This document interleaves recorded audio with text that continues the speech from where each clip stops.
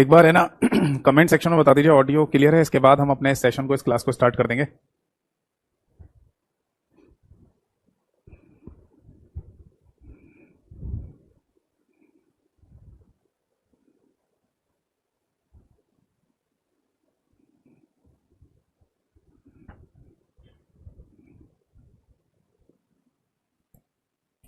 तो हर जगह ही होगा, चाहे भले ही कंप्यूटर बना दो, इनमें देखना सीडी सबसे ये दिख रहा, ये वाला। अच्छा, कंप्यूटर मेमोरी वाला चैप्टर हमारा फिनिश हो गया था ना। ठीक है, फिर आज की क्लास में, आज के सेशन में ना हम स्टार्ट करेंगे कंप्यूटर सॉफ्टवेयर वाले चैप्टर को, है ना।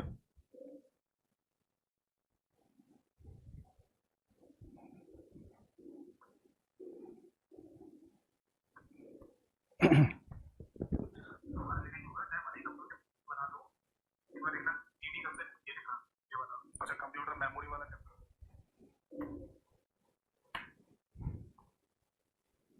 ठीक है जी, शुरू करते हैं अपने इस सेशन को और अपने इस क्लास को। तो जैसा कि मैं देख पा रहा हूँ कि लास्ट क्लास में ना हमने कंप्यूटर मेमोरी वाले चैप्टर को कंप्लीट कर लिया था। तो अब है ना हम स्टार्ट करने जा रहे हैं अपना एक और नया चैप्टर जिसका नाम है कंप्यूटर सॉफ्टवेयर। देखो, मैंने आपको पहले भी बताई थी ये बात कि अगर आप फंडामेंटल ऑफ कंप्यूटर की बात करें है ना, अगर हम बात करते हैं बेसिक फंडामेंटल की, है ना, या आईसीटी की भी अगर हम बात करते हैं, जिसको इंफॉर्मेशन कम्युनिकेशन टेक्नोलॉजी कहा जाता है, तो इसमें ना ये 5 चैप्टर तो हमें पढ़ने ही होते हैं बेसिक फंडामेंटल में। कौन कौन से? एक तो कंप्यूटर आर्किटेक्चर यानी कंप्यूटर की संरचना, एक मेमोरी यूनिट्स, एक कंप्यूटर हार्डवेयर, एक कंप्यूटर मेमोरी और एक कंप्यूटर सॉफ्टवेयर। ये जरूरी होता है कि बेसिक फंडामेंटल कंप्यूटर में आपको ये सारे चैप्टर्स पता होने चाहिए, इनकी नॉलेज होना जरूरी है। ठीक है जी। तो बेसिक फंडामेंटल का एक और चैप्टर कंप्यूटर सॉफ्टवेयर आज हम स्टार्ट करने जा रहे हैं। ठीक है।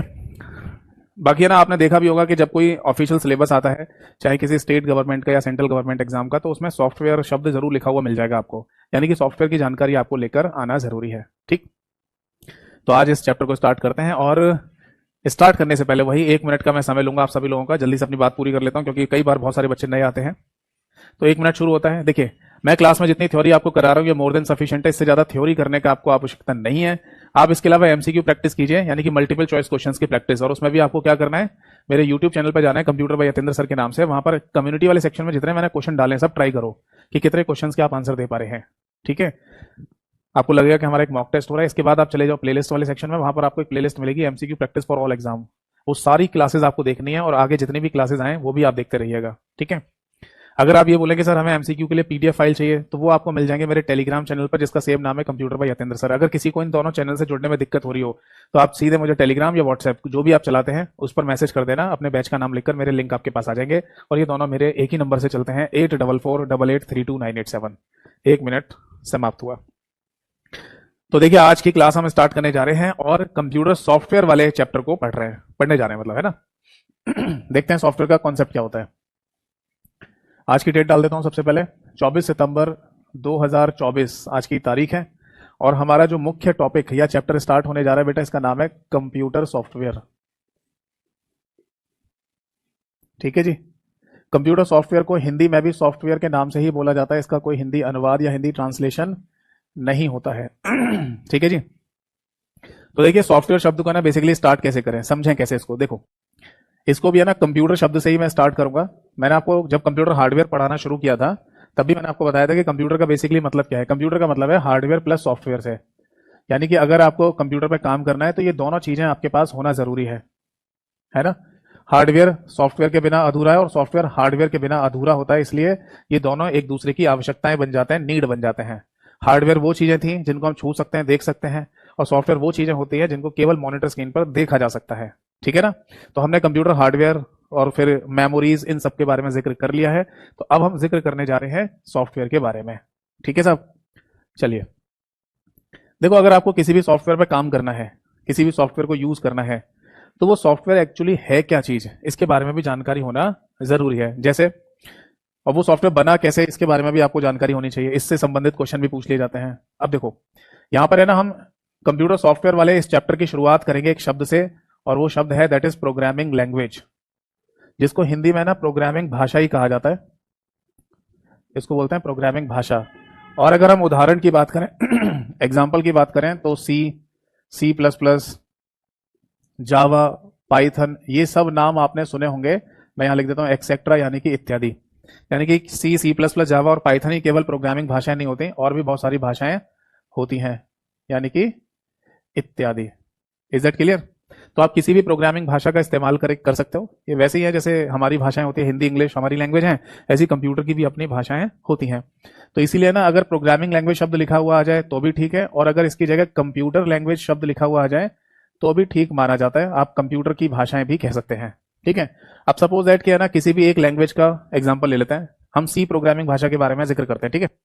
अब सी प्रोग्रामिंग भाषा में आपने मान लीजिए कोई लाइन लिखी, ये उसी तरीके से जैसे हिंदी भाषा में आप कोई लाइन लिखते हो उसको वाक्य कह दिया जाता है, अगर आप इंग्लिश लैंग्वेज का यूज करके कोई लाइन लिखते हो तो उसको सेंटेंस कह दिया जाता है। तो इसी तरीके से यहाँ प्रोग्रामिंग भाषा में अगर कोई लाइन लिखी जाती है तो उसको जनरली स्टेटमेंट कहा जाता है। क्या बोलते हैं?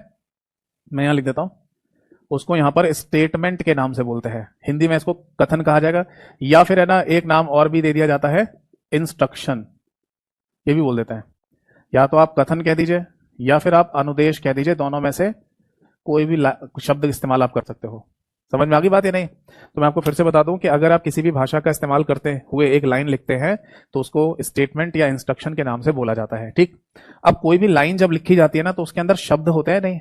जैसे हिंदी भाषा में अगर कोई वाक्य आप लिखते हो तो उसमें शब्द होंगे, इंग्लिश में कोई सेंटेंस लिखते हैं तो उसमें वर्ड्स होते हैं। तो ऐसे ही यहाँ जो शब्द लिखे जाते हैं ना, एक एक करके जो शब्द आप लिखेंगे इस लाइन में, उसको जनरली कोड कह दिया जाता है। क्या बोल देते हैं? कोड। यानी एक एक करके आप शब्द लिखते जाओगे तो सेंटेंस स्टेटमेंट बनता जाएगा या इंस्ट्रक्शन बनती जाएगी, और ऐसे आप आगे लिखते चले जाएंगे। तो एक बात ध्यान रखना, किसी भी प्रोग्रामिंग भाषा में लिखे जाने वाले शब्दों को कोड कहा जाता है, और कोड को लिखने की प्रक्रिया क्या कहलाती है? वो कोडिंग कहलाती है। समझ में आ गई बात?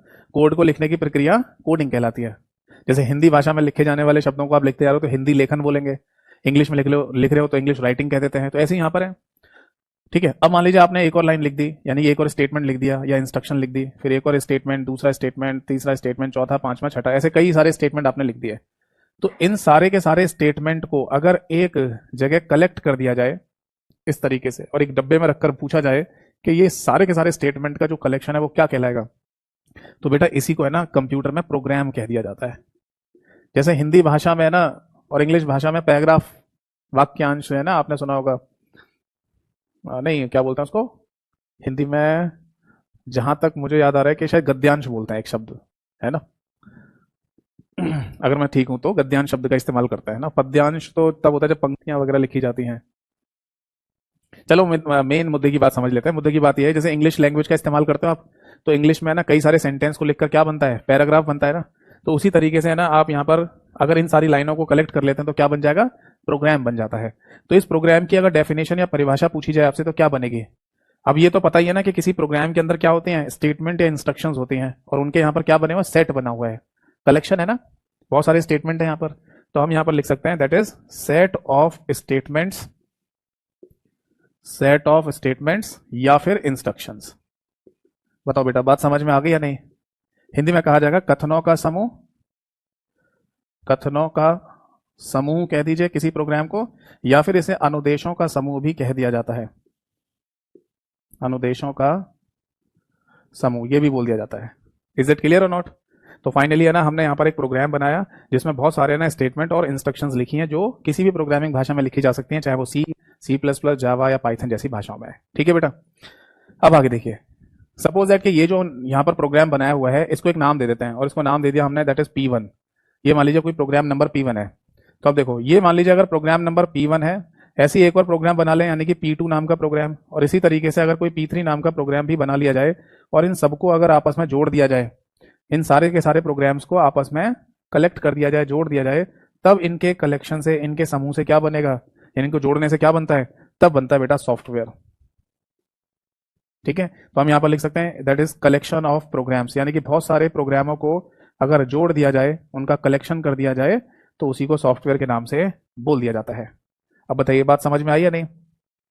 तो सॉफ्टवेयर की अपनी सिंपल सी डेफिनेशन है कलेक्शन ऑफ प्रोग्राम्स, बहुत सारे प्रोग्रामों का समूह।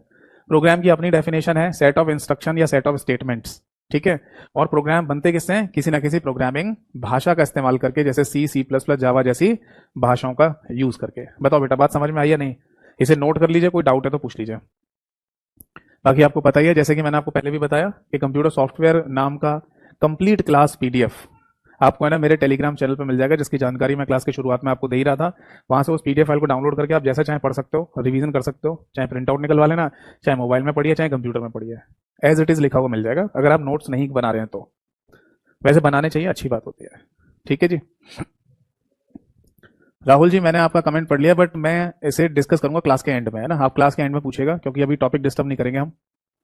चलिए, तो ये बात समझ में आ गई। अभी यहाँ कोई डाउट है तो पूछो। तो ये है बेसिकली, है ना, किसी सॉफ्टवेयर को बनाए जाने का पूरा प्रोसेस, पूरी प्रक्रिया। ठीक। अब देखो, अगला पॉइंट ये आता है कि सर हमने, है ना, सॉफ्टवेयर के कई सारे नाम सुने हैं, जैसे कि हम जिस, मतलब अभी हम जो क्लास ले रहे हैं ना, तो वो भी तो एक सॉफ्टवेयर ही है। हाँ, बिल्कुल सही कहा आपने कि जिस कैरियरविल का हम इस्तेमाल कर रहे हैं इस समय क्लास लेने के लिए, क्लास सुनने के लिए, तो ये भी है ना एक सॉफ्टवेयर ही तो है। अगर हमें दस्तावेज से संबंधित कोई काम करना है, यानी कि डॉक्यूमेंटेशन वगैरह काम करना है, वर्ड, एक्सेल, पावर पॉइंट पर काम करना है, तो वो भी एक सॉफ्टवेयर है, एमएस ऑफिस के नाम से। अगर हमें, है ना, मूवी देखनी है, गाने सुनने हैं, तो हम वीएलसी मीडिया प्लेयर का इस्तेमाल करेंगे, तो वो भी एक सॉफ्टवेयर है। अगर सपोज दैट हमें, है ना, इंटरनेट चलाना है, तो उसके लिए वेब ब्राउजर का इस्तेमाल करेंगे, तो वो भी एक सॉफ्टवेयर है। और अगर सपोज दैट हमारे कंप्यूटर में कोई वायरस आ जाता है, तो उसे ढूंढकर खत्म करना या उसे रोकने के लिए एंटीवायरस का हम इस्तेमाल करते हैं, तो वो भी एक सॉफ्टवेयर ही तो होता है। तो ऐसे ढेरों प्रकार के सॉफ्टवेयर हमारे कंप्यूटर में इस्तेमाल में लाए जाते हैं। बट क्या सॉफ्टवेयर को भी, है ना, कैटेगराइज किया जा सकता है, यानी कि सॉफ्टवेयर को वर्गीकृत कर सकते हैं? तो आंसर है जी हाँ। टोटल मिला के जितने भी सॉफ्टवेयर है ना, उनको दो पार्ट में ब्रेक कर लिया है। कई सारी लोकल राइटर की किताबों में और लोकल राइटर्स की पीडीएफ में गलत दिया हुआ है कि सॉफ्टवेयर 3 प्रकार के होते हैं। ऐसा नहीं है, सॉफ्टवेयर केवल 2 ही प्रकार के होते हैं। तो अगली हेडिंग डालिए, टाइप्स ऑफ सॉफ्टवेयर। तो यहां आप लिख लेना 2 टाइप्स। ठीक है जी। सबसे पहला नाम आता है हमारे सामने, that is application software. Application software, क्या मीनिंग है इसका? देखो, आजकल, है ना, एक शब्द बहुत ज्यादा फेमस है, मैं यहां लिख देता हूं साइड में, और वो है ऐप, APP ऐप, है ना। इस ऐप शब्द का पूरा नाम होता है दैट इज एप्लीकेशन। जैसे आपने ना पढ़ाई करने के लिए आपने ऐप डाउनलोड कर रखी है ना, कैरियरविल ऐप, और ऐसे ही बोलते होंगे आप, कैरियरविल ऐप डाउनलोड कर लो, कैरियरविल ऐप यूज कर रहा हूं मैं। तो ऐप शब्द, है ना, एक छोटा रूप है एप्लीकेशन का। एप्लीकेशन शब्द के जो शुरुआत के, ना, 3 लेटर हैं, APP, वही से, है ना, ये ऐप शब्द बनाया गया है। तो अगर ऐप की जगह आप एप्लीकेशन शब्द इस्तेमाल करें तो भी कोई दिक्कत नहीं है, सही है। और अगर एप्लीकेशन शब्द की जगह आप, है ना, ये नाम लिखते हैं दैट इज एप्लीकेशन सॉफ्टवेयर, तो ये भी ठीक होगा, ये भी कोई गलत नहीं कर सकता। यानी इससे क्या पता चला? इससे हमें ये पता चल रहा है कि एप्लीकेशन सॉफ्टवेयर ही बेसिकली वो मुख्य शब्द है जिसको छोटा करके एप्लीकेशन और उसको भी छोटा करके ऐप शब्द को बनाया गया है। बताइए, ये बात समझ में आ गई या नहीं? यहां तक कोई डाउट है तो पूछो। एक्चुअली क्या है ना कि हम लोगों को चीजों को शॉर्ट में पढ़ने की, बोलने की आदत पड़ चुकी है। तो हम लोग क्या करते हैं ना, चीजों को शॉर्ट में बोलना, कहना शुरू कर देते हैं। जैसे आजकल मैंने एक घर, क्या, एक एग्जांपल बताता हूं मैं आपको, कि मैंने वहां पर एक व्यक्ति को अपने पिताजी से, अपने पापा से, अपने डैडी से ना पॉप्स कहते हुए सुना। तो मेरे को मतलब लगा कि चलो, पापा जी का नाम भी उन्होंने पॉप्स कर दिया। वो पॉप्स करके बोले थे। देखो, मैं ये नहीं कह रहा कि ये कोई बुरी बात है भाई, उन फादर में और उनके बेटे में, उन दोनों में ना एक अच्छी बॉन्डिंग है। तो है ना, वो अपने आप को ना किसी भी शब्द से संबोधन कर सकते हैं आपस में एक दूसरे को, है ना। बेटा अगर पापा जी से या पिताजी से पॉप्स कह रहा है तो वो समझ रहे हैं, उनके बीच में एक अच्छी बॉन्डिंग है। अगर समाज के, सोसाइटी के नजरिए से देखा जाए तो शायद सब लोग यही बोलेंगे, यार देखो ये क्या तरीका है पॉप्स कहना। पॉप्स क्या मतलब होता है भाई? पापा कह लो, डैडी कह लो, पिताजी कह लो, पॉप्स कह रहे हो। तो देखिए, ये है ना, सबका अपना अपना परसेप्शन हो सकता है, सब अपने अपने हिसाब से सब सोचते हैं, है ना, और बातें भी करते हैं। बट रियल में ना, जो मुख्य आदमी है, वो उनके बीच में ना क्या बॉन्डिंग है, क्या सोचना है, वो ज्यादा मैटर करता है। जैसे सपोज दैट क्या ना, कोई मतलब बाप बेटे हैं और वो अगर पॉप्स की जगह केवल पा कह दे तो ये चल जाएगा? हाँ भाई, चल सकता है भाई, उनके अंदर अच्छी बॉन्डिंग है दोनों बाप बेटे में, तो पा कह देता है बेटा अपने पापा से। जैसे कि अमिताभ बच्चन की मूवी नहीं आई थी पा, तो वहां उन लोगों ने कुछ ऑब्जेक्शन नहीं उठाया होगा, क्योंकि अमिताभ बच्चन है और वो मूवी थी। तो वही वाली बात है ना कि देखो, सबका अपना अपना अलग अलग परसेप्शन हो सकता है बोलने का, संबोधन करने का। मेन मैटर करता है कि उनके बीच में प्यार कितना है। ठीक है, ये बात समझ में आ गई सभी को? Is that clear? एक बच्चे ने, आदेश राघव जी ने लिखा है, सर वंशिका ASO इन CSS आपके रिलेशन में से हैं क्या? नहीं, मेरा उनसे कोई रिलेशन नहीं है। वैसे मैं क्लास के बीच में जनरल डिस्कशन करता नहीं हूं, बट आपने एक इंपॉर्टेंट बात लिखी है कि मेरा वंशिका से कोई रिलेशन है। नहीं, मेरा कोई रिलेशन नहीं। मेरे को तो उनके दूर दूर तक उनके बारे में भी नहीं पता। मुझे तो ये भी नहीं पता था वो तैयारी, है ना, कैरियरविल वगैरह से कर रहे हैं। मुझे तो ये भी नहीं पता था कि, है ना, वंशिका जो ASO इन CSS यानी कि सेंट्रल सेक्रेटेरिएट में सेलेक्ट हुई हैं, उन्होंने मेरा कोई बैच भी ले रखा था, मुझे नहीं पता। मुझे और ये भी नहीं पता था कि उन्होंने गगन प्रताप सर को, है ना, कोई इंटरव्यू भी दिया था। वो तो किसी बच्चे ने ना वो क्लास देखी होगी, मतलब वीडियो देखी होगी, तब उन्होंने मेरे को भेज दिया कि सर देखना, कोई वंशिका है जो सीएसएस में सेलेक्ट हुई है, सेंट्रल सेक्रेटेरिएट सर्विसेज में, सचिवालय जिसको हिंदी में कहा जाता है, तो उन्होंने ना आपका नाम लिया है। मैंने कहा भाई भेजो, मैं भी देख लूँ उसको, वीडियो को। तब मैंने देखा था, तो मैंने सोचा चलो उन्होंने कहीं मेरा नाम लिया है तो मैं उसको क्लिप को काट कर है ना अपने यूट्यूब चैनल पर डाल देता हूँ, ताकि और भी बच्चों को पता चले कि अगर आप कंप्यूटर की तैयारी कर रहे हैं तो आप कैरियल एप्लीकेशन से कर सकते हो, मेरे से कर सकते हो। बाकी देखो जिसको जहां से सही लगे वहां से करनी चाहिए, मेन मोटो होना चाहिए सिलेक्शन लेना। ठीक है, वापस आ जाओ, ऐसी बातों को क्लास के लास्ट में डिस्कस करते हैं। ठीक है, तो देखिए मैं ये बोल रहा था कि मुद्दे की यहाँ पर मेन बात ये चल रही थी कि शब्दों को छोटा करके बोलने की अब हम लोगों को आदत सी होती जा रही है ना। तो ये ध्यान रखना कि एप्लीकेशन सॉफ्टवेयर का ही छोटा रूप एप्लीकेशन है, और एप्लीकेशन का एक छोटा रूप ऐप के नाम से होता है। कोई अगर बोले ना इनमें डिफरेंस है, कुछ नहीं, कोई डिफरेंस नहीं है। बट एप्लीकेशन सॉफ्टवेयर का बेसिकली मीनिंग क्या है, तो देखो मैं आपको बता दूं, इसका सिंपल सा मीनिंग होता है user specific softwares. User specific softwares Hindi में कहा जाता है यूजर का उद्देश्य पूरा करने वाले, यूजर का उद्देश्य पूरा करने वाले। यानी ये वो सॉफ्टवेयर हैं जो किसी भी यूजर का मतलब आप और हम जैसे लोग, ठीक है ना, इसको हिंदी में उपयोगकर्ता भी कहा जाता है। तो यूजर का उद्देश्य पूरा करने वाले सॉफ्टवेयर को एप्लीकेशन सॉफ्टवेयर कहा जाता है। जैसे उदाहरण के लिए हम यहां पर लिखेंगे that is MS office. MS office नाम के सॉफ्टवेयर के थ्रू आपका कोई पर्पस पूरा होता है? जी हाँ, है ना। अगर हम बात करें एमएस ऑफिस की, तो इससे कोई पर्पस पूरा हो रहा है? हाँ, डॉक्यूमेंटेशन वाला काम हो जाता है। अगर हमको कोई मूवी देखनी है, गाने सुनने हैं, तो मीडिया प्लेयर हम है ना यूज कर लेते हैं। अगर हमें ना इंटरनेट चलाना है तो कोई ना कोई वेब ब्राउजर का इस्तेमाल करते हैं। अगर सपोज दैट कि हमें डेटाबेस से संबंधित कोई काम करना है तो ओरेकल जैसी एप्लीकेशन का इस्तेमाल करते हैं। या फिर अगर मान लो हमें अकाउंटिंग से रिलेटेड कोई काम करना है तो टैली जैसी एप्लीकेशन का इस्तेमाल करते हैं, एक्सेट्रा, यानी कि इत्यादि। जैसे जैसे हमारा कोई वर्क आता जाएगा उसके लिए अलग से कोई ना कोई सॉफ्टवेयर हमें मिलता जाएगा। ठीक है, एक बात और बता दूं मैं आप सभी लोगों को, ठीक है, मैं एक बात और बता दूं कि एक ही काम को करने के लिए, एक ही पर्पस को पूरा करने के लिए जरूरी नहीं है कि एक ही सॉफ्टवेयर हो, बहुत सारे सॉफ्टवेयर होते हैं। जैसे अगर आपको एमएस ऑफिस जैसा कोई काम करना है, एमएस ऑफिस सॉफ्टवेयर के थ्रू डॉक्यूमेंटेशन वाला, तो ऐसे बहुत सारे सॉफ्टवेयर हैं। जैसे एक ओपन ऑफिस के नाम से भी होता है।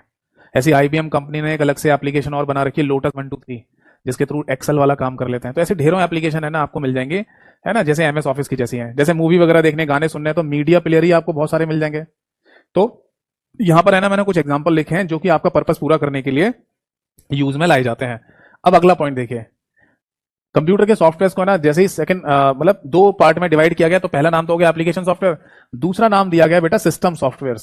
सिस्टम सॉफ्टवेयर कहने का मतलब यही होता है कि आप है ना उन सॉफ्टवेयर की बात कर रहे हो जिनसे आपके कंप्यूटर को चलाया जाएगा, या आपके कंप्यूटर को चलाने में जिनकी अहम भूमिका होगी। अगर ये नहीं तो कंप्यूटर ही ऑन नहीं होगा।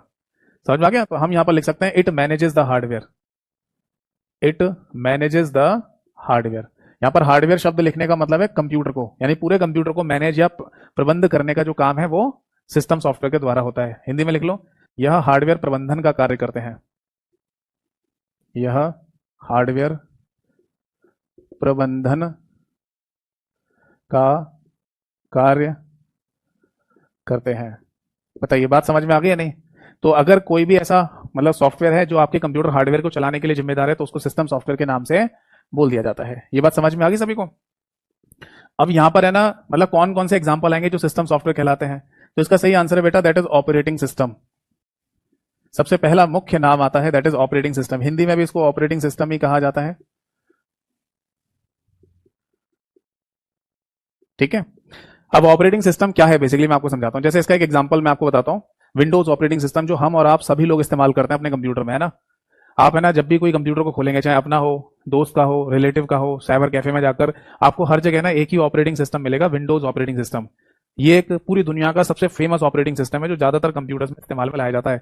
एक बात ऐसे कही जाती है कि पूरी दुनिया में अगर 100 कंप्यूटर चल रहे हैं तो उनमें 82 यानी 82 कंप्यूटर्स में विंडोज ऑपरेटिंग सिस्टम ही आपको मिलेगा, है ना। तो ये एक फेमस ऑपरेटिंग सिस्टम है जो हर एक कंप्यूटर में इस्तेमाल में लाया जाता है। क्यों? बिकॉज ऑफ यूजर फ्रेंडली, यानी कि इस ऑपरेटिंग सिस्टम पर या इस ऑपरेटिंग सिस्टम का जो लोग इस्तेमाल करते हैं ना, उनको चीजें आसान लगती हैं, जल्दी समझ में आ जाती हैं। तो मोर यूजर फ्रेंडली होने की वजह से लोग विंडोज ऑपरेटिंग सिस्टम का इस्तेमाल करते हैं। बट ऐसा नहीं है कि ऑपरेटिंग सिस्टम कोई अकेला ही होता है, बहुत सारे होते हैं। जैसे कि यूनिक्स नाम आपने सुना होगा, लाइनेक्स, डॉस, ये भी है ना ऑपरेटिंग सिस्टम है। मैक नाम सुना होगा। स्मार्टफोन की बात करें तो एंड्रॉयड, आईओएस, ये सब है ना ऑपरेटिंग सिस्टम होते हैं। इसके अलावा है ना एक नाम यहां पर हम और लिखेंगे, दैट इज बायोस। बायोस ये बेसिकली होता तो एक प्रोग्राम है, मैं यहां ब्रैकेट में लिख देता हूं प्रोग्राम। जैसे मैंने लिखा ना यहां पर सिस्टम सॉफ्टवेयर, तो सिस्टम सॉफ्टवेयर की कैटेगरी में जो ऑपरेटिंग सिस्टम है ना वो तो बेटा सॉफ्टवेयर होता है। मैं यहां पर एस डब्ल्यू लिख देता हूं ताकि आपको याद रहे कि ये एक सॉफ्टवेयर का नाम है, ठीक है जी। क्योंकि सॉफ्टवेयर और प्रोग्राम दोनों शब्दों में अंतर होता है। सॉफ्टवेयर कलेक्शन ऑफ प्रोग्राम होता है और प्रोग्राम एक सिंगल एंटिटी है। तो बेसिकली ऑपरेटिंग सिस्टम बहुत सारे प्रोग्रामों से मिलकर बनाया गया तो उसे हम सॉफ्टवेयर कहेंगे, और बायोस एक सिंपल सा प्रोग्राम है, ठीक है। खैर बायोस के बारे में भी ऑलरेडी पहले 2-3 बार पढ़ चुके हैं, ठीक है। यहां पर थोड़ा और डिटेल में पढ़ लेंगे। इसके बाद है ना एक और प्रोग्राम का नाम लिखिए, दैट इज लोडर। इसको हिंदी में भी लोडर ही कहा जाएगा, और ये भी एक प्रोग्राम होता है कंप्यूटर के अंदर, ठीक है। बट आएगा सिस्टम सॉफ्टवेयर की कैटेगरी में, क्योंकि इन प्रोग्राम की आवश्यकता है ना हमें कंप्यूटर चलाने के लिए चाहिए, ठीक। इसके बाद है ना एक नाम और लिखेंगे हम यहाँ पर, दैट इज ट्रांसलेटर्स। ट्रांसलेटर भी सिस्टम सॉफ्टवेयर की कैटेगरी में आते हैं। ये नाम शायद आपने सुने होंगे, दैट इज कंपाइलर, सुना है। इंटरप्रेटर, इंटरप्रेटर, और एक नाम और सुना होगा आपने, दैट इज असेंबलर। तो ये वो पॉइंट हैं जो अक्सर एग्जाम में रिपीट भी हो जाते हैं। कंपाइलर, इंटरप्रेटर, असेंबलर के बारे में पेपर में पूछ लिया जाता है। और ये भी ध्यान रखिए कि तीनों भी प्रोग्राम ही होते हैं, सिंगल सिंगल प्रोग्राम, ठीक है। और इसके बाद एक नाम और आता है, दैट इज लिंकर। लिंकर भी एक प्रोग्राम ही होता है, ठीक है। तो मोटा मोटी बात हमें ये समझ में आ गई कि अगर हम सिस्टम सॉफ्टवेयर के एग्जांपल्स बता रहे हैं तो ये 5 नाम हमको बताने पड़ेंगे। सबसे पहला है ऑपरेटिंग सिस्टम, दूसरा बायोस, तीसरा लोडर, चौथा ट्रांसलेटर और पांचवा लिंकर होता है। नोट कर लीजिए। कोई डाउट है तो पूछिए।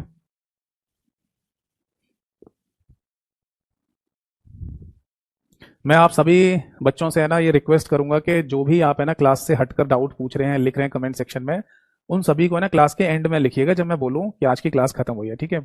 ये अच्छा नहीं लगता कि हम क्लास में बार बार टॉपिक को डिस्टर्ब करें।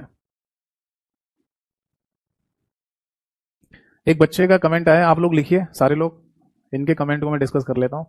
एक बच्चे ने लिखा है, सर नेट के बिना भी कंप्यूटर या लैपटॉप में काम कर सकते हैं? हाँ कर सकते हैं, क्यों, दिक्कत क्या है। आप है ना कोई भी सॉफ्टवेयर का इस्तेमाल कीजिए, है ना, कंप्यूटर का इस्तेमाल कीजिए बिना इंटरनेट के। जरूरी नहीं होता कि आप है ना इंटरनेट ही चल रहा हो तभी कंप्यूटर का यूज कर पाएंगे या लैपटॉप का यूज कर पाएंगे। आपका कोई भी सॉफ्टवेयर हो, जैसे एमएस ऑफिस है, एमएस ऑफिस वाले सॉफ्टवेयर के थ्रू आपको डॉक्यूमेंटेशन ही दस्तावेज वाला काम करना है, तो आप बिना इंटरनेट के कर लो।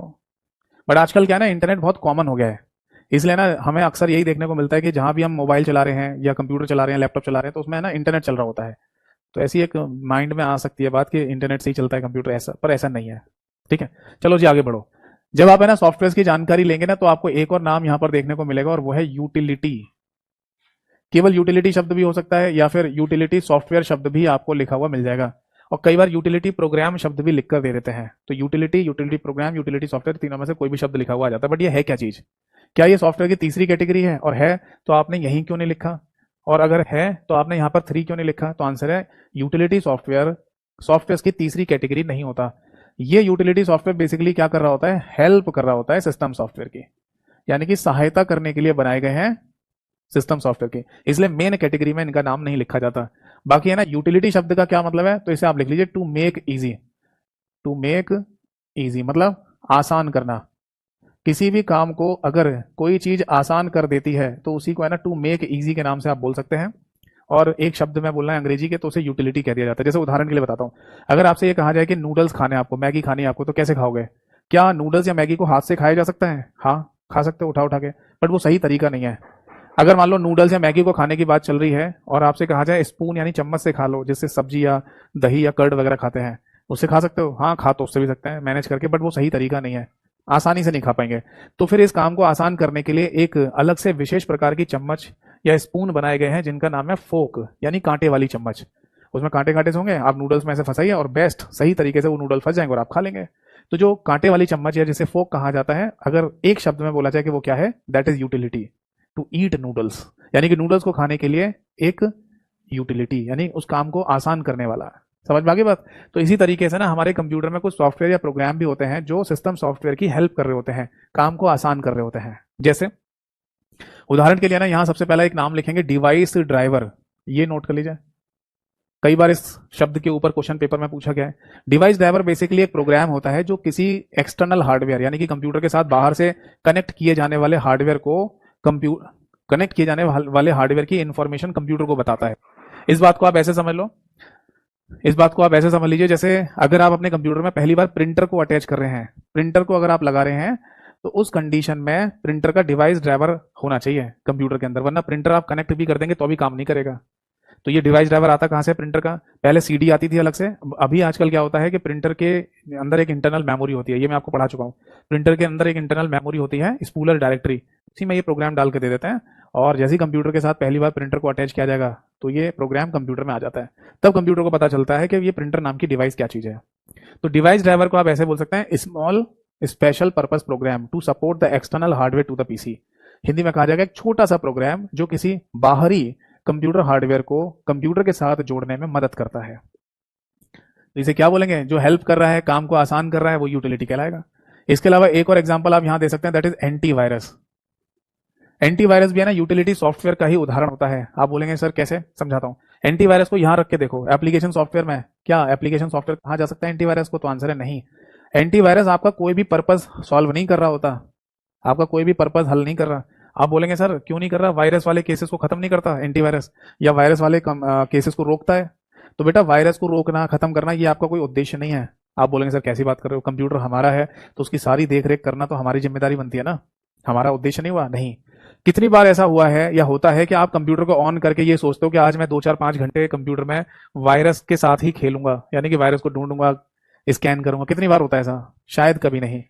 आप है ना अपने कंप्यूटर को किसी ना किसी काम के लिए ओपन करते हो, है ना, और फिर बाद में है ना आपको लगता है कि कुछ प्रॉब्लम क्रिएट हो रही है, शायद इसके पीछे कोई वायरस हो सकता है, तो आप एंटीवायरस का इस्तेमाल कर लोगे। बट ऐसा कभी नहीं होता कि आप कंप्यूटर को ऑन करो सीधे है ना एंटीवायरस का इस्तेमाल करना शुरू कर दो। समझ में आया नहीं? तो यानी एंटीवायरस एप्लीकेशन सॉफ्टवेयर नहीं हो सकता, आपका कोई डायरेक्ट पर्पस सॉल्व नहीं करता है वो। क्या एंटीवायरस को सिस्टम सॉफ्टवेयर की कैटेगरी में रखा जा सकता है? तो आंसर है नहीं। एंटीवायरस से हमारे किसी कंप्यूटर हार्डवेयर को मैनेज नहीं किया जा रहा होता है। समझे या नहीं? मतलब हमारे कंप्यूटर को मैनेज करना, उसे चलाने के लिए ना इनकी आवश्यकता पड़ती है, इन पांचों के अलावा और कोई नाम भी नहीं है। तो इसलिए एंटीवायरस एक सिस्टम सॉफ्टवेयर भी नहीं हो सकता।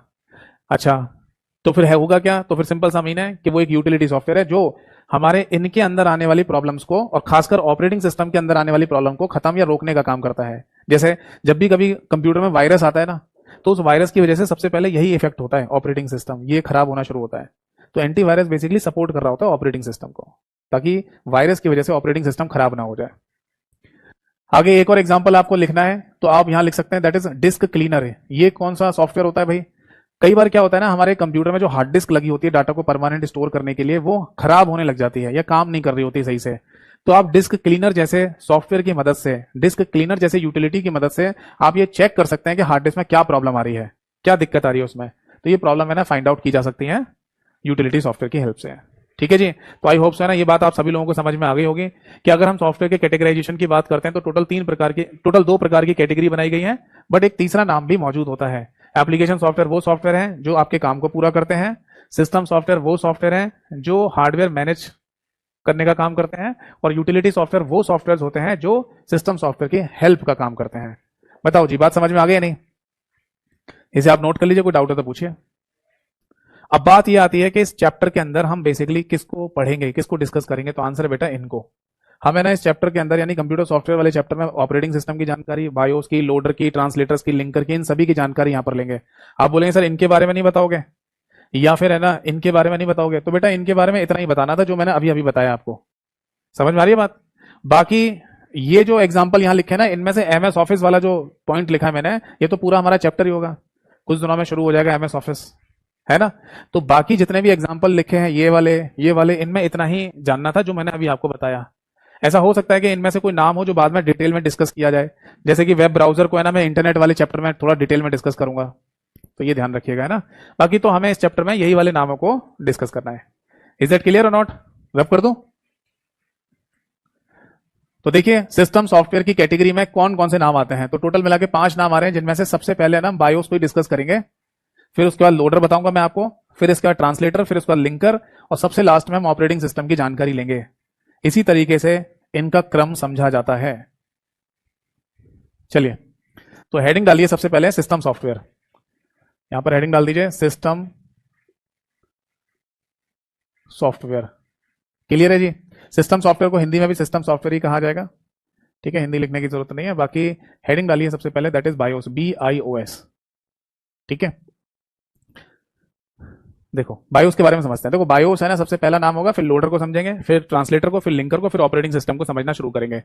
अब मेरा आपसे ना एक क्वेश्चन है, और आप में से जितने भी लोग जानते हो इस क्वेश्चन का आंसर दीजिएगा कि जब हम कंप्यूटर को ऑन करते हैं, कंप्यूटर का पावर का बटन दबाते हैं, तो कंप्यूटर में सबसे पहला कौन सा प्रोग्राम एक्टिवेट होता है? यानी जैसे मैंने कंप्यूटर को चलाया, पावर का बटन दबाया, तो कौन सा प्रोग्राम कंप्यूटर में सबसे पहले एक्टिवेट होता है? इसका आंसर क्या होगा बताइए कमेंट सेक्शन में। और ऐसा नहीं है कि ये मैं आपसे पहली बार पूछ रहा हूं इस तरीके का क्वेश्चन, ये मैं आपको ऑलरेडी बता भी चुका हूं, पहले डिस्कस कर चुका हूं।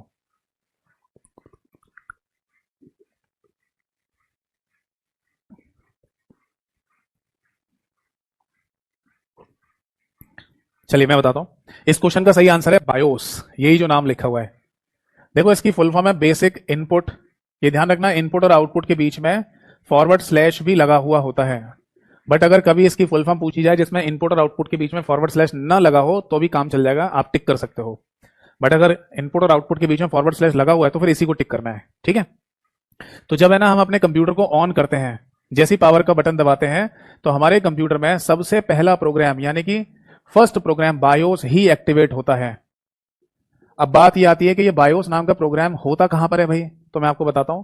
देखो ये बात मैंने आपको ऑलरेडी पहले भी बताई थी, कंप्यूटर आर्किटेक्चर यानी कि कंप्यूटर की संरचना वाले चैप्टर में भी ये बात मैंने आपको पढ़ाई थी कि हमारे कंप्यूटर के मदरबोर्ड पर एक मेमोरी लगी होती है जिसका नाम है रोम यानी कि read only memory.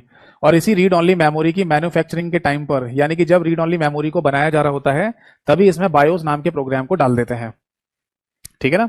Computer memory chapter जो मैंने लास्ट खत्म किया तब भी मैंने आपको ये बात बताई थी कि बायोस नाम का प्रोग्राम रीड ओनली मेमोरी की मैन्युफैक्चरिंग के टाइम पर ही इसमें डाल दिया जाता है।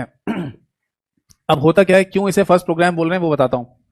एक्चुअली होता क्या है कि हमारे कंप्यूटर के मदरबोर्ड पर एक मेमोरी और भी लगी होती है जिसका नाम है रैम, रैंडम एक्सेस मेमोरी, मुख्य मेमोरी, ठीक है जी। और हम अपने कंप्यूटर को जब ऑन करते हैं तो उसको एक नाम दिया जाता है ऑन करने के प्रोसेस को, that is booting, BOOTING booting, या केवल बूटिंग ना कहकर इसे आप कोल्ड बूटिंग कहना चाहें तो ऐसे भी कह सकते हैं, क्योंकि कोल्ड बूटिंग का मतलब होता है कंप्यूटर को स्टार्ट करना। यानी आपका कंप्यूटर अगर बंद पड़ा हुआ है तो उसे आप स्टार्ट कर रहे हैं तो उसे आप बूटिंग या कोल्ड बूटिंग कह सकते हैं। बट अगर किसी पॉइंट ऑफ टाइम पर कंप्यूटर को रीस्टार्ट करना पड़े तो उसे वार्म या हॉट बूटिंग भी कहा जाता है, ये ध्यान रखना। तो जैसे है ना हम अपने कंप्यूटर को ऑन करते हैं तो ये बायोस नाम का प्रोग्राम रीड ओनली मेमोरी से कूद कर है ना कहां पहुंच जाता है, रैम के अंदर पहुंच जाता है, रैंडम एक्सेस मेमोरी में। और ये यहां पर तब तक बैठा रहता है जब तक आपका कंप्यूटर ऑन है। ये तब तक बैठा रहेगा रैम के अंदर जब तक कंप्यूटर ऑन है। जब ये रैम से तभी हटता है जब कंप्यूटर को शट डाउन करेंगे। समझ में आ गई बात। तो बेसिकली हमने यहां पर ये चीज नोटिस की कि बायोस नाम के प्रोग्राम को यहां पर रीड ओनली मेमोरी में परमानेंटली डाल दिया गया है। और कब डाला गया होगा, जब रीड ओनली मेमोरी की मैन्युफैक्चरिंग की जा रही थी। समझ में आ रहे हैं। आपको याद है जब मैंने कंप्यूटर मेमोरी आपको पढ़ाया था तब बताया था कि अगर कोई मेमोरी अपनी मैन्युफैक्चरिंग के टाइम पर ही प्रोग्राम्ड हो जाए, मतलब प्रोग्राम मैन्युफैक्चरिंग के टाइम पर ही उसमें डाल दिया जाए, तो ऐसी मेमोरी के नाम से पहले एम शब्द लगा सकते हो, मास्ड, MASKED, मास्ड शब्द लगा सकते हैं। तो यहां पर दो क्वेश्चन बनते हैं, रीड ओनली मेमोरी मैन्युफैक्चरिंग के टाइम पर ही प्रोग्राम हो जाती है, हाँ, तो इसे मास्ड रोम भी कह सकते हैं।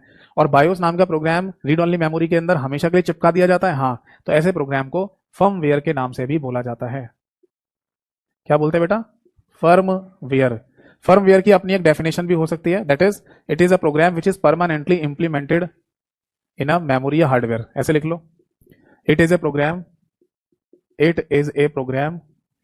विच इज permanently implemented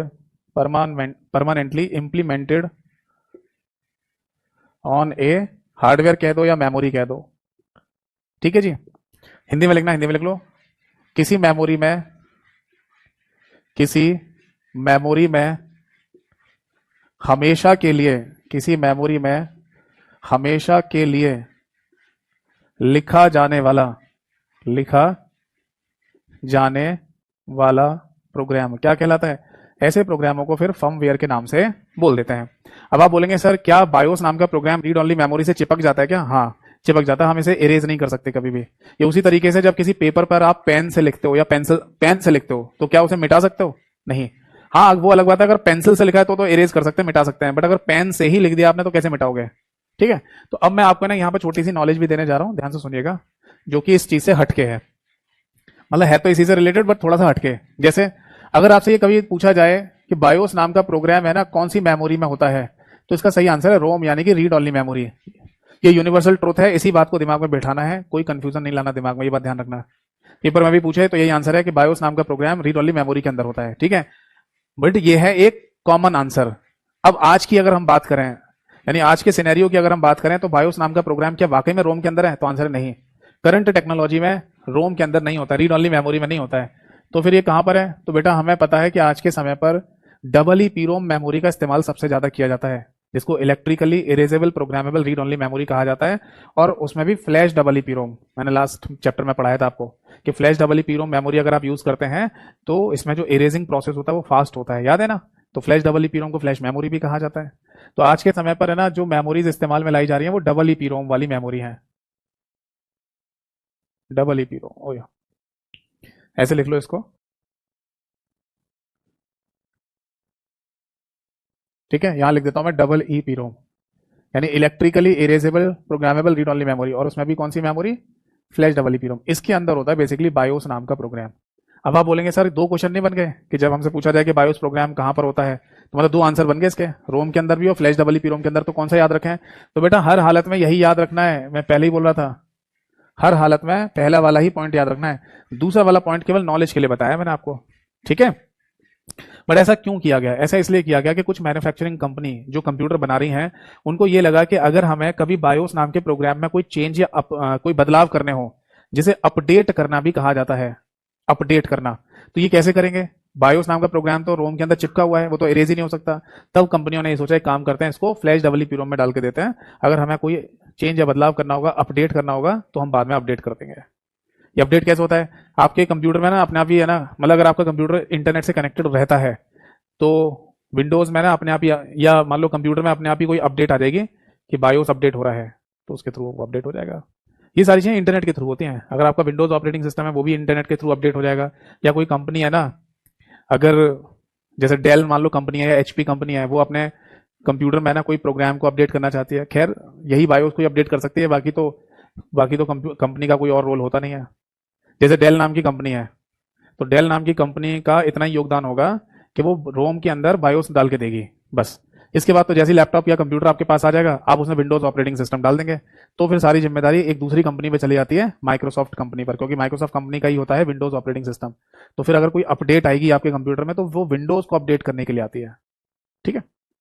तो जैसे डेल जैसी कंपनी, एचपी जैसी कंपनी जो कंप्यूटर बना रही है, उन्होंने यही सोचा था कि अगर बायोस में हमें कोई चेंज या बदलाव करने होंगे तो इसे हमें इरेजेबल मेमोरी में डाल के देना होगा। तो आज की डेट में ना ये आता है, ठीक है। एक बच्चे ने लिखा सर अगर एग्जाम में दोनों ऑप्शन आ गए तो आते ही नहीं है। हमेशा जब भी ये क्वेश्चन पूछा जाता है, ऐसे पूछेंगे कि बायोस नाम का प्रोग्राम कहां पर मौजूद है, तो आंसर होगा रोम के अंदर। बस नॉलेज के लिए मैंने बता दिया है कि अभी आपके पास अगर कोई कंप्यूटर होगा तो उसमें फ्लैश डबल ई पी रोम के अंदर, या केवल डबल ई पी रोम भी कह सकते हो, उसके अंदर होता है, ठीक है। ठीक है, अच्छा चलो मान लो अगर ऐसा हो गया कि रोम और डबल ई पी रोम दोनों ऑप्शन में दे दिए, तो भी आप रोम पे टिक करना, क्योंकि जो ट्रेडिशनल क्वेश्चन और ट्रेडिशनल भाषा है ना, उसमें यही आपको मिलेगा हमेशा कि बायोस नाम का प्रोग्राम रीड ओनली मेमोरी के अंदर होता है, ठीक है। तो रोम पे टिक करना हमेशा। तो ये बात समझ में आ गई सभी को? अब देखो यहां पर नेक्स्ट लिख लेते हैं बायोस प्रोग्राम के फंक्शंस, यानी कि इसके कार्य क्या होते हैं। तो वैसे तो देखो इसका एक मुख्य कार्य जो होता है, इसके बारे में मैंने आपको बताया था फर्स्ट चैप्टर में, क्या है वो? सिस्टम क्लॉक को चलाना, यानी कि हमारे कंप्यूटर की जो घड़ी है, क्लॉक है, उसको चलाने का काम 24 घंटे 7 दिन 24/7 24/7 चलाने का काम किसका होता है? बायोस नाम के प्रोग्राम का ही, ठीक है ना। मतलब कंप्यूटर की जो घड़ी है ना, डेट और टाइम, ये कभी बंद नहीं होता, हमेशा चलता रहता है, चाहे कंप्यूटर आपने शट डाउन कर रखा हो चाहे ऑन कर रखा हो। क्योंकि कंप्यूटर को ऑन कर रखा होगा तो पावर मिल ही रही होगी कंप्यूटर को, बट अगर कंप्यूटर शट डाउन कर देते हैं तो भी है ना, इस रीड ओनली मेमोरी को पावर सप्लाई मिल रही होती है, किससे? सीमॉस वाली बैटरी से। याद आ गया? हमारे कंप्यूटर के मदरबोर्ड पर एक बैटरी लगी होती है, सीमॉस बैटरी, जिसका पूरा नाम होता है complementary metal oxide semiconductor battery. और जब आप कंप्यूटर को शट डाउन कर देते हैं, तब ये बैटरी रीड ओनली मेमोरी को पावर सप्लाई देती है, और इसके चलने की वजह से, या रीड ओनली मेमोरी को पावर सप्लाई मिलने की वजह से, इसके अंदर का बायोस नाम का प्रोग्राम चलता रहता है, और सिस्टम क्लॉक या घड़ी भी चलती रहती है, ठीक है। बायोस के अंदर और भी कुछ काम होते हैं, जैसे कि बूट ऑर्डर, बूट या बूटिंग ऑर्डर कह दीजिए। इसका मतलब क्या है? देखो इसका मतलब सिंपल सा मैं समझा देता हूं। जैसे ना हमारे कंप्यूटर में जो विंडोज ऑपरेटिंग सिस्टम है, उसे स्टार्ट करने के लिए हमें जगह चाहिए, मतलब या उसे रखने के लिए हमें जगह चाहिए। तो कंप्यूटर में अगर विंडोज ऑपरेटिंग सिस्टम अगर आपने डाला है, तो उसे रखने के लिए जगह होती है कंप्यूटर की हार्ड डिस्क। क्योंकि हर एक कंप्यूटर में आजकल हार्ड डिस्क तो होती है ना, या आजकल एसएसडी आने लग गई है तो एसएसडी कह दो। तो कंप्यूटर के अंदर हार्ड डिस्क या एसएसडी जो भी लगी होगी तो उसमें विंडोज ऑपरेटिंग सिस्टम मौजूद होता है, और इसी तरीके से फिर वो आगे बढ़ेगा और कंप्यूटर स्टार्ट हो जाएगा। एक डायग्राम याद है ना भाई, सारा डेटा कहाँ पर स्टोर होता है, कंप्यूटर की हार्ड डिस्क में, तो विंडोज ऑपरेटिंग सिस्टम भी कहाँ पर होगा, हार्ड डिस्क में, फिर आगे ये रैम में पहुंचेगा, फिर आगे सीपीयू आता है, फिर आगे मॉनिटर आता है। ये डायग्राम तो याद है ना। तो हार्ड डिस्क में या एसएसडी में रहता है हमारा ऑपरेटिंग सिस्टम, ठीक है जी, ठीक है। अब ये जो ऑपरेटिंग सिस्टम है ना, जरूरी नहीं है कि हमेशा आप जब ऑन कर रहे हैं तो हार्ड डिस्क से ही ऑन आएगा, ये आगे की तरफ रैम में पहुंचेगा, जरूरी नहीं है। आप अपने कंप्यूटर में है ना, अगर सीडी या डीवीडी से ऑपरेटिंग सिस्टम को स्टार्ट करना चाहते हैं तो वो भी हो सकता है। अगर आप किसी पेन ड्राइव से ऑपरेटिंग सिस्टम इस्तेमाल कर मतलब स्टार्ट करना चाहते हैं तो भी हो जाएगा। या फिर आपका कंप्यूटर अगर किसी नेटवर्क से कनेक्टेड है तो नेटवर्किंग के थ्रू किसी दूसरे कंप्यूटर में अगर ऑपरेटिंग सिस्टम होगा तो वहां से भी ऑपरेटिंग सिस्टम की फाइलें आपके कंप्यूटर में आ सकती हैं। यानी कि आपके कंप्यूटर में जो ऑपरेटिंग सिस्टम स्टार्ट हो रहा है ना, उसको स्टार्ट करने के, उसको रखे होने के कई सारी चीजें हो सकती हैं, जैसे कि मैंने अभी बताया। अब बायोस के अंदर ही बेसिकली वो ऑर्डर दे रखा होता है। जैसे आपको है ना, जैसे ज्यादातर केस में जो ऑपरेटिंग सिस्टम स्टार्ट होता है कंप्यूटर में वो हार्ड डिस्क की वजह से होता है। तो यहाँ बूट ऑर्डर में, जो कि बायोस का एक फंक्शन है, इसमें सबसे ऊपर है ना हार्ड डिस्क लिखा होगा, फिर नीचे लिखा होगा CD DVD pen drive network, ऐसे लिखा होता है। अब सपोज दैट कि आप है ना किसी पेन ड्राइव से विंडो को स्टार्ट करना चाहते हैं पेन ड्राइव लगाकर, तो आपको पेन ड्राइव यानी यूएसबी को सबसे ऊपर लाना पड़ेगा और हार्ड डिस्क को नीचे करना पड़ेगा, तब जाके पेन ड्राइव एक्सेप्ट होगी और पेन ड्राइव में जो ऑपरेटिंग सिस्टम है उसकी फाइल आगे बढ़ेगी। यानी मोटा मोटा मुद्दे की बात हमें ये समझ में आ रही है ना। ये मुद्दे की बात हमें ये समझ में आ रही है कि अगर ऑपरेटिंग सिस्टम हमें स्टार्ट करना है, जैसे विंडोज ऑपरेटिंग सिस्टम, तो वो कई सारी जगह पर हो सकता है, ठीक है। एक बच्चे ने लिखा सर आपको कंप्यूटर चलाना बहुत अच्छे से आता होगा। हाँ मतलब काफी काफी आता है मेरे को कंप्यूटर पे काम करना, इसी वजह से शायद मैं आपको पढ़ा पा रहा हूँ। बट ऐसा जरूरी नहीं है कि हर चीज मेरे को पता हो, क्योंकि कोई तो चीज ऐसी होंगी जो अभी मेरे नॉलेज में नहीं आई होंगी, तो मैं भी है ना हमेशा देखता ही रहता हूँ, पढ़ता रहता हूँ, चीजों को जानता रहता हूँ। एक बच्चे ने कमेंट और किया है सर लैपटॉप की स्क्रीन को भी मॉनिटर ही बोलेंगे। हाँ और क्या, देखो जिस चीज पर आप देख रहे हैं कि कंप्यूटर में क्या चल रहा है उसको आप मॉनिटर कह दो, उसको आप डिस्प्ले कह दो, उसको आप वीडियो कह दो, कह दीजिए। चाहे तो लैपटॉप, वैसे लैपटॉप के केस में जो स्क्रीन होती है ना उसको लिड बोलते हैं, LID लिड कहा जाता है। अगर आप मतलब किसी लैपटॉप की सिस्टम सेटिंग्स के अंदर जाओगे ना तो वहाँ एक ऑप्शन आता है पावर ऑप्शन, उस पावर ऑप्शन में यही लिखा होता है कि जब आप लिड को डाउन करेंगे तो क्या होना चाहिए, उसमें ये ऑप्शन दे रखे होते हैं। जब मैं विंडोज ऑपरेटिंग सिस्टम पढ़ाऊंगा तब और बताऊंगा आपको इनके बारे में, फिलहाल ये समझ लो। उसमें एक ऑप्शन लिखा होता है कि लिड को डाउन करना। लिड का मतलब होता है जो स्क्रीन आपको दिख रही है लैपटॉप वाली, उसको डाउन कर देंगे नीचे तो क्या हो जाए, कंप्यूटर बंद हो जाए या स्लीप मोड में चला जाए, ऐसे ऑप्शन होते हैं वहां पर। तो जनरली जो लैपटॉप की जो स्क्रीन है उसको लिड कह देते हैं, वरना आप चाहे इसे मॉनिटर कह दो, चाहे आप इसे डिस्प्ले कह दो, चाहे आप इसे विजुअल डिस्प्ले यूनिट यानी वीडियो कह दो, सब चलेगा।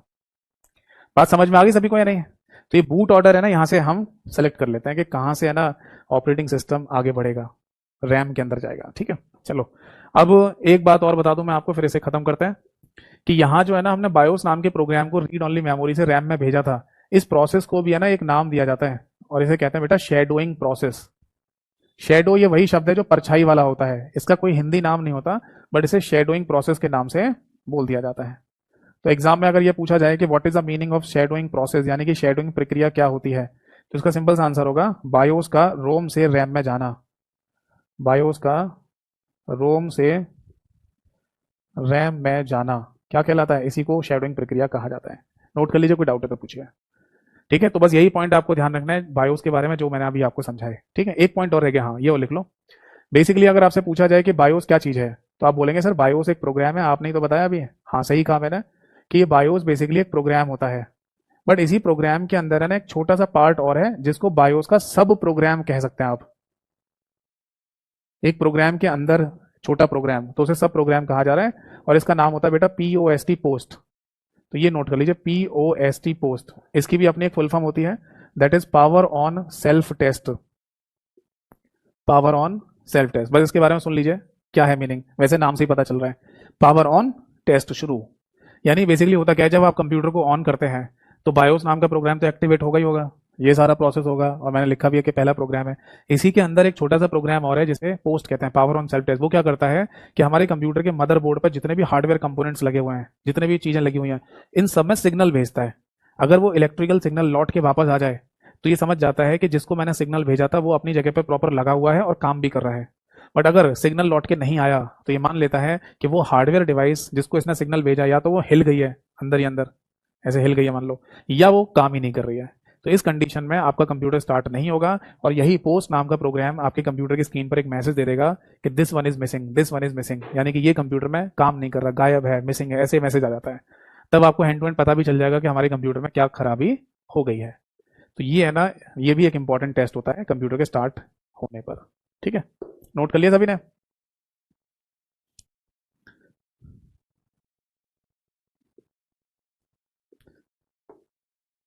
बायोस के बारे में ना अगर कभी भी कहीं पूछा जाता है ना तो इससे ज्यादा नहीं पूछते जितनी बातें मैंने बताई हैं।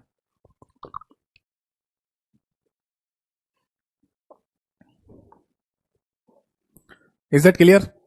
ठीक है भाई, अब आगे बढ़ते हैं और एक और प्रोग्राम की चर्चा करते हैं जिसका नाम है लोडर। लोडर भी हमारा है ना सिस्टम सॉफ्टवेयर की कैटेगरी में ही आता है, बट इसका काम क्या है वो समझते हैं। अच्छा, एक क्वेश्चन का आंसर दीजिए। मैंने बोला या मैंने अभी पूछा था आपसे कि हमारे कंप्यूटर में सबसे पहला प्रोग्राम जो एक्टिवेट होता है या चलता है उसका नाम क्या है, तो आंसर है बायोस। दूसरा प्रोग्राम कौन सा चलता है, इसका नाम क्या होगा, इसका आंसर क्या होगा बताइए। कंप्यूटर ऑन करने के बाद,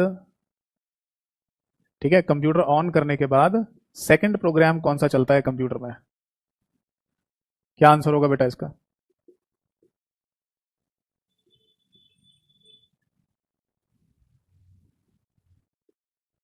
चलिए मैं बताता हूं, इसका सही आंसर है दैट इज लोडर।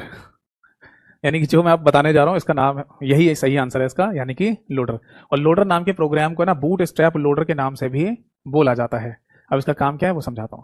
एक दिमाग में ना इमेज बना के ऐसे रखिएगा, जैसे है ना अगर किसी ड्राइव करने वाले व्यक्ति को क्या कहते हैं, ड्राइवर कहते हैं, तो ऐसे लोड करने वाले को क्या कहेंगे, लोडर बोलेंगे। तो ये बात दिमाग में रखना, आगे समझाता हूं। एक्चुअली होता क्या है कि ये लोडर नाम का प्रोग्राम है ना हमारे ऑपरेटिंग सिस्टम का ही पार्ट होता है, पार्ट ऑफ ऑपरेटिंग सिस्टम।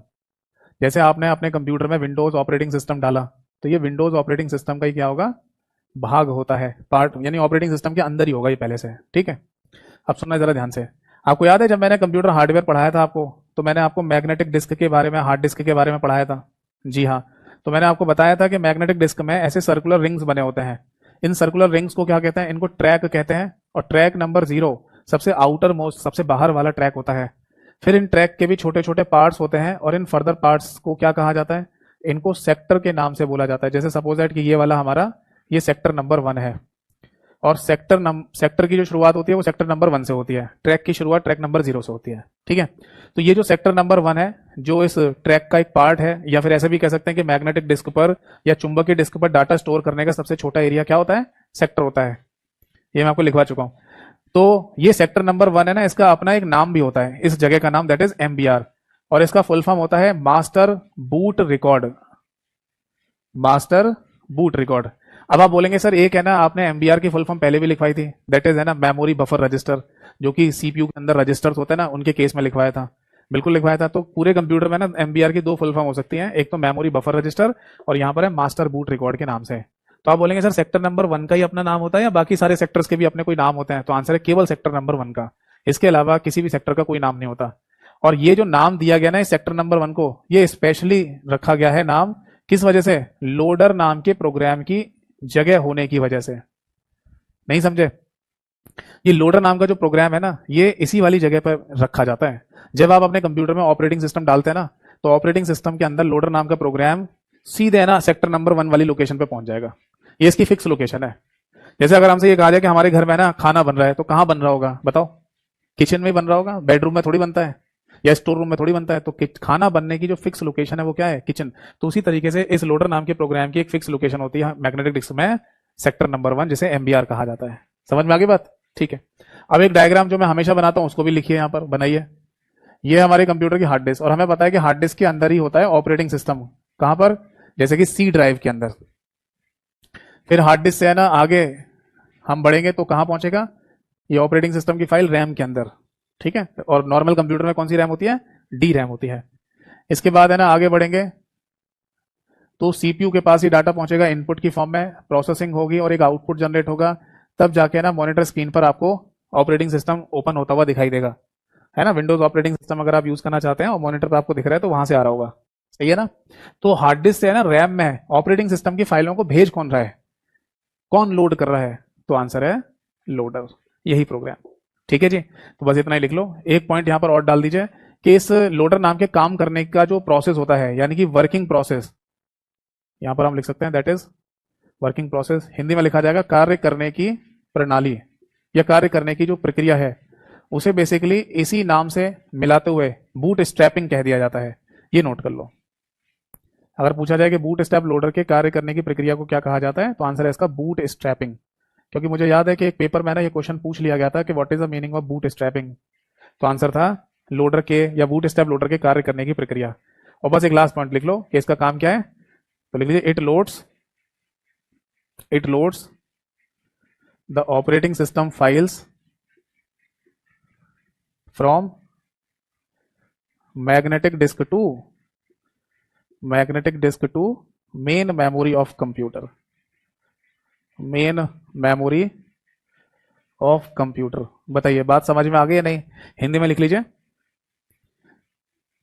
यह चुंबकीय डिस्क से यह चुंबकीय डिस्क से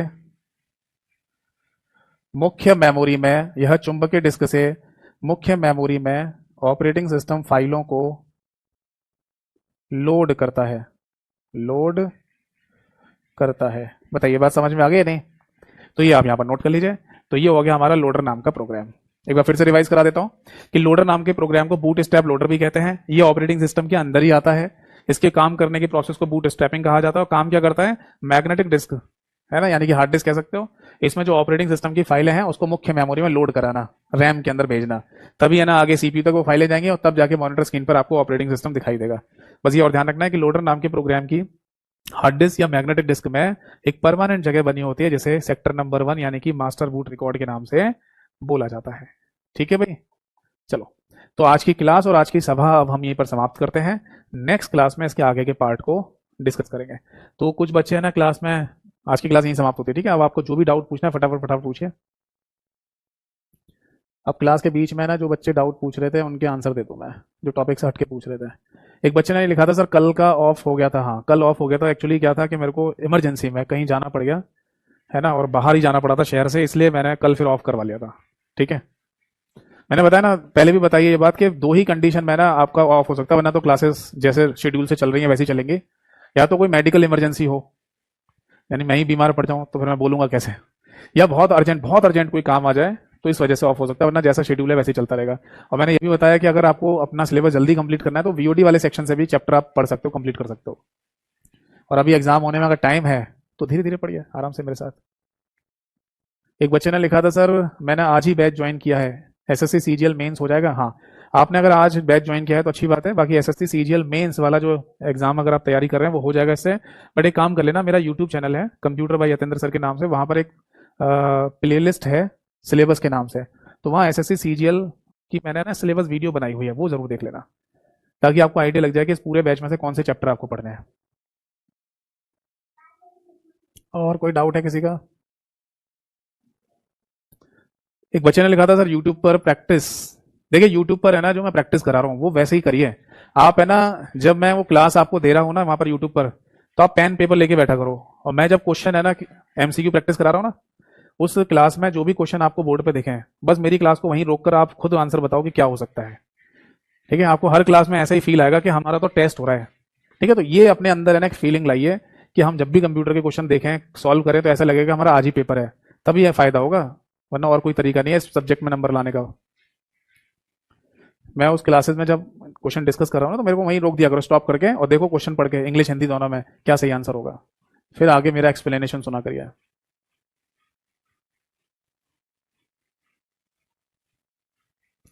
एक बच्चे ने लिखा है कि सर राकेश सर के व्हाट्सएप पर कंप्यूटर के नोट्स हैं, वो आपके ही नोट्स हैं? हाँ मेरे ही नोट्स हैं, मतलब मेरी ही क्लास को देखकर किसी स्टूडेंट से सर ने लिखवा दिया है। सर नहीं कह दो या केरेवल कह दो, जैसे भी कहना है आपको, मतलब किसी कंटेंट राइटर को बोला गया होगा, यानी कि कोई स्टूडेंट ही होगा वो भी, उसको बोला गया होगा कि है ना सर की क्लास देखते जाओ और लिखते जाओ लिखते जाओ। तो जैसे अगर आप है ना, जैसे बहुत सारे स्टूडेंट ऐसे भी होते हैं जो मैं जैसे बोल रहा हूँ समझा रहा हूँ उसको अपनी भाषा में लिखते जाते हैं, नोट्स बनाते जाते हैं, तो किसी स्टूडेंट के द्वारा वो नोट्स बनाए गए, उसी को सर ने है ना वहां पर डाल दिया है व्हाट्सएप पर। वो मैंने अपने टेलीग्राम चैनल पे भी फाइल डाली हुई है, अगर वो उससे आप पढ़ पाए तो वैसे पढ़ लो। और कोई डाउट है? ठीक है, अब शायद किसी का कोई डाउट नहीं है, तो फिर आज के सेशन और आज की क्लास में ना हम यहाँ पर समाप्त करते हैं। अगली क्लास में मिलेंगे। जाते जाते यही बोलूंगा कि आप एमसीक्यू पढ़ा करो जितने पढ़ सकते हो। धीरे धीरे है ना आपको मतलब एक परफेक्टनेस आती जाएगी इस सब्जेक्ट में। ठीक है, और अगर डाउट आए तो मुझे व्हाट्सएप पर भेज कर भी वो डाउट क्लियर कर सकते हो आप। जितना जल्दी होगा मैं रिप्लाई जरूर करूंगा। व्हाट्सएप नंबर मैंने क्लास की शुरुआत में आपको दिया ही था। तो अगली क्लास में मिलेंगे, तब तक के लिए नमस्कार सभी को। जय हिंद, वंदे मातरम।